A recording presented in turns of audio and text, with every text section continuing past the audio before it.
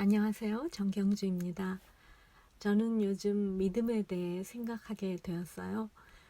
하나님께서 그동안 저의 삶 가운데 그 많은 증거를 보여주셨음에도 이런저런 일로 염려하고 불안해하며 밤잠 설치는 자신을 보면서 오늘은 여러분들과 함께 믿음에 대해 생각해 보려고 합니다.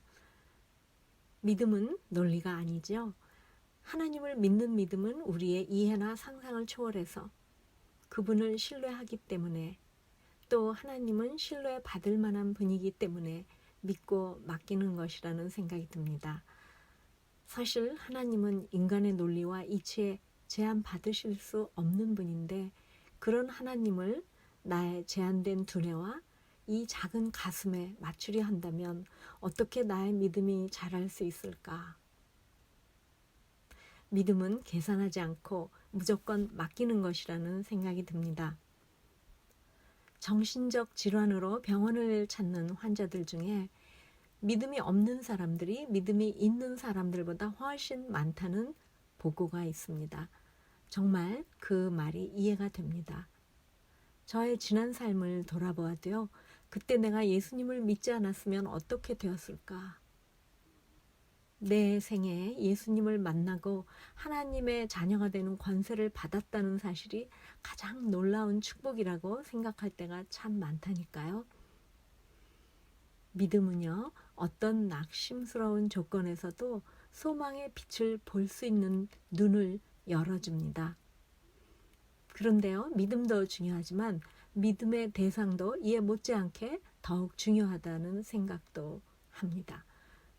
왜냐면요, 내가 만약 어떤 사람을 믿는 믿음이 아주 커서 그 사람에게 큰 일을 맡겼는데 그 사람이 신뢰받을 만한 사람이 못 되어서 그 일을 망치게 되었다면 얼마나 실망이 크겠습니까?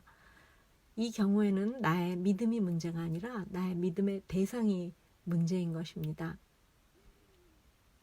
믿음이 컸던 만큼 실망도 더욱 컸겠죠? 하지만 수많은 증인들과 수많은 나라와 민족과 세대를 거쳐 신뢰 받을 만한 분으로 검증된 분, 길이요 진리요 생명이신 분, 세상 죄를 지시고 십자가 위에서 다 이루었다고 말씀하신 하나님의 어린 양 예수 그리스도, 삶의 모든 영역에서 이 주님과 동행할 수 있다는 것 가장 큰 축복과 특권이죠. 얼마 전에 어떤 여성을 만났는데요. 그분은 삶을 살아갈 용기가 없어서 죽음을 선택하기로 결심했다고 합니다.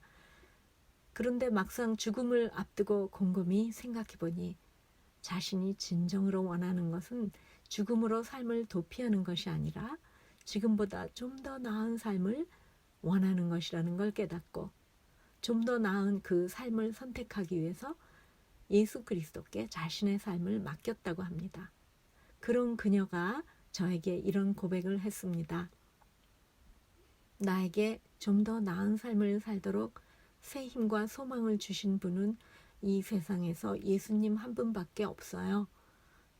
나는 다만 빈 마음으로 그분께 나아가기만 했는데 예수님께서 나의 빈 마음을 아주 작은 믿음으로 채워주셨고요.